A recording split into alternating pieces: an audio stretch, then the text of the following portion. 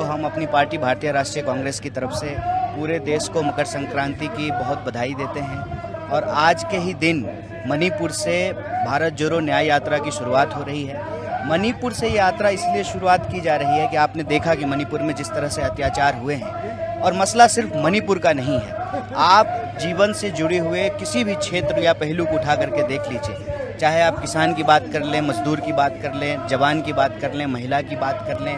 जो इस देश के अंदर बेरोजगारी बढ़ी है, महंगाई बढ़ी है, किसानों का आत्महत्या बढ़ा है, नौजवानों का आत्महत्या बढ़ा है। देश में जो पिछले सालों से हम देख रहे हैं कि अत्याचार बढ़ रहा है, अन्याय बढ़ रहा है, इस अन्याय के खिलाफ राहुल जी ने और हमारी पार्टी ने एक आह्वान किया है कि सहना नहीं है, डरना नहीं है, सहो मत, डरो मत, लड़ो अपने न्याय के लिए, अपने हक के लिए।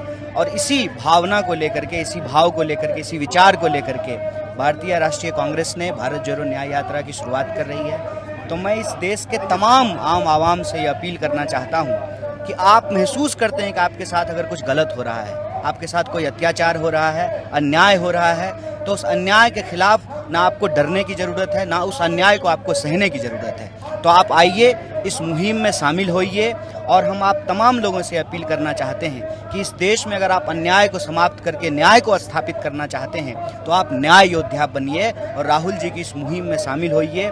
देश को इस मौके पे हम ये आग्रह करना चाहते हैं कि बिना लड़े कुछ भी नहीं मिलता है, अपने हक के लिए लड़ना पड़ता है। देश की आज़ादी के लिए भी लोगों को लड़ना पड़ा था, अंग्रेज़ों के खिलाफ तब आज़ादी मिली थी।